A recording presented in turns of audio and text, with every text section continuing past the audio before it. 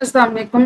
Class 10th subject computer science chapter number 2 और आज है जी लेक्चर नंबर 3। आज हम पढ़ेंगे escape sequence. Purpose escape sequences are use in print f function inside the double quotation mark.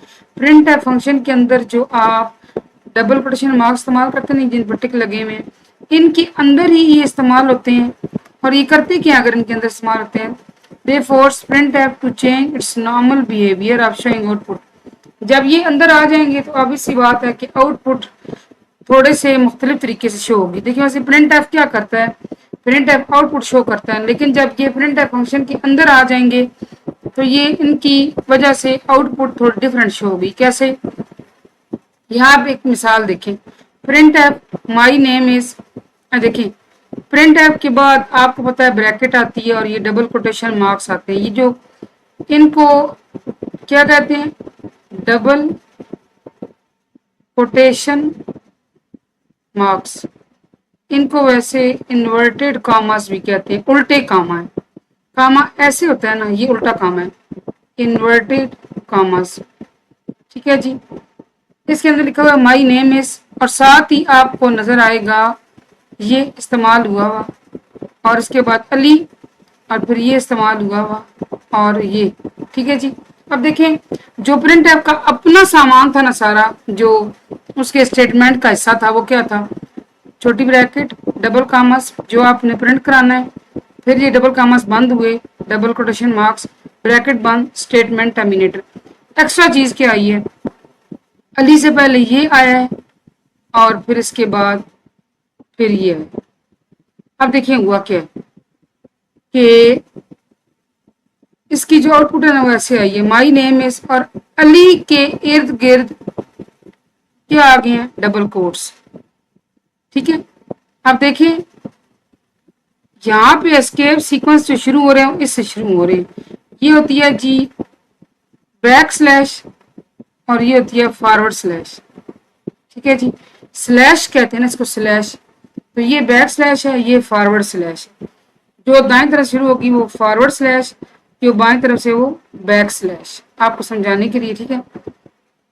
In the above example this is an escape sequence, it causes printf to display this on computer screen.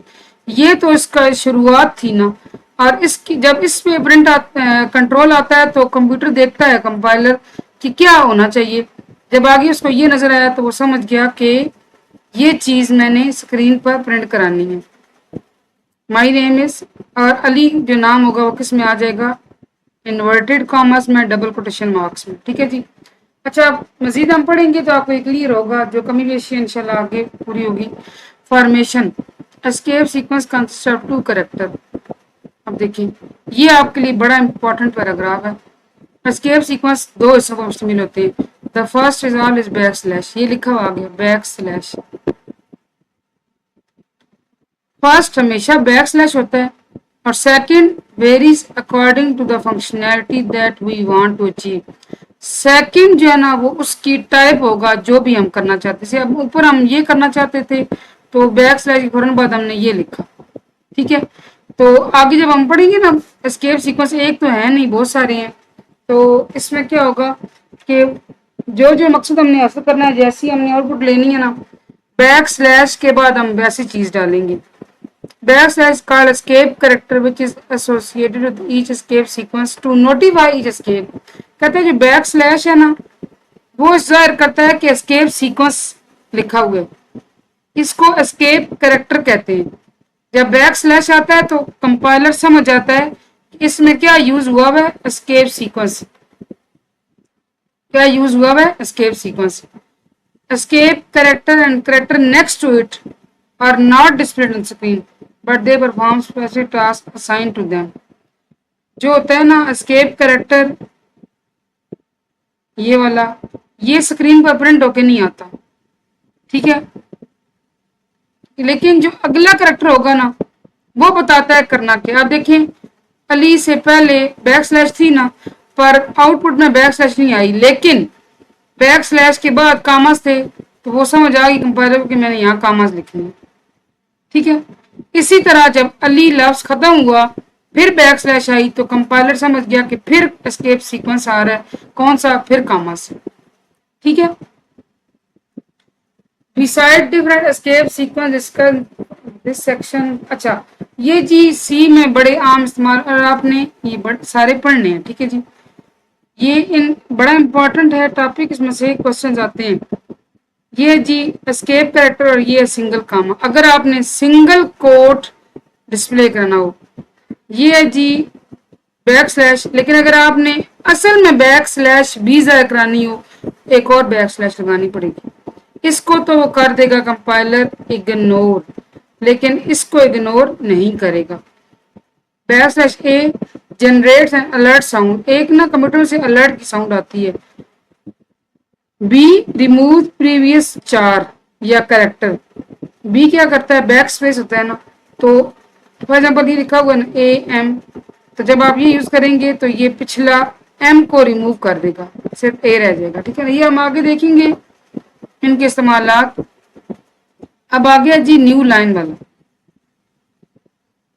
New line بیک سلیش اور N after escape character, یعنی اس کے بعد N specifies movement of cursors to start of next line. جیسے ہی N آتا ہے کمپائلر سمجھ آتا ہے کہ اب اس کے آگے جو باقی جملہ ہوگا وہ ایک ہی لائن پہ لکھا نہیں جائے گا، اگلی لائن پہ شفٹ ہو جائے گا.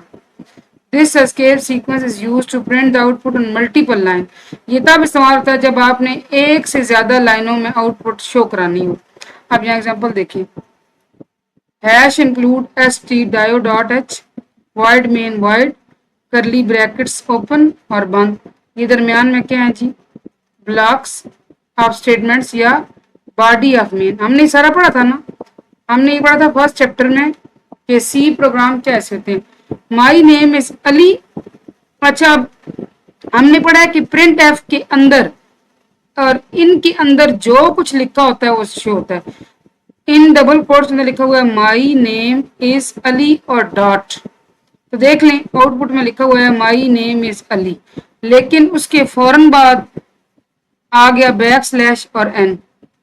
تو جب بیک سلیش آیا تو کمپائلر کو سمجھ آ گیا کہ جو اگلی چیز ہے وہ نئی لائن شروع کرائیں گے. ٹھیک ہے. یہ تو ہو گیا بند. اگلا جی پرنٹ ایف آئی لیو ان لاہور. اب یہ جو ہے نا بیک سلیش این، اس نے کیا کیا ہے؟ آئی لیو ان لاہور کو اگلی لائن پہ شفٹ کر دیے. یہ ہے جی کہ اگر ہم ملٹی لائنز آؤٹ پٹ حاصل کرنا چاہتے ہیں تو ہم کیا استعمال کرتے ہیں؟ Back slash n. یہ دھیان رکھنا ہے، بیک سلیش اور این. ٹھیک ہے جی. Important note in the absence of escape sequence. اچھا یہ دیکھیں بڑا زبردست یہ آپ کو یہاں بتایا گیا. کہتا ہے کہ جب اسکیپ سیکوینس نہیں لکھا ہوگا نا، اگر آپ نے ملٹیپل لائن لکھی ہے نا پرنٹ ایف میں، وہ سنگل لائن شو کرے گا. دیکھو کیسے. Hash include stdio dot h void main void curly bracket start بند، اس کے اندر باڈی مائی نیم از اور احمد. اب اس نے آپ نے تو ایک لائن دو لائنوں میں لکھا، مگر کمپائلر کو تو کوئی آرڈر نہیں دیا گیا بھئی آپ نے یہ الگ الگ لکھنا ہے. اس نے کیا کیا؟ مائی نیم از احمد ایک لائن میں لکھا ہے. اگر آپ دو لائنوں میں کرنا چاہتے ہیں تو یہاں کیا یوز کرنا پڑے گا؟ بیک سلیش اور این. ٹھیک ہے. جب وہ یوز کریں گے سمجھ آ جائے گا اس کو کہ اگلی جو چیز ہے نا احمد، یہ آپ نے نئی لائن پہ لکھنا ہے، اگلی لائن پہ. ٹھیک ہے جی. یہاں تک آج یہ ہے آج کا لیکچر. میں امید کرتی ہوں آپ کو سمجھ آئے گا. Thank you for watching. اللہ حافظ. کل پڑھیں گے انشاءاللہ باقی نیکسٹ اسکیپ سیکوینس.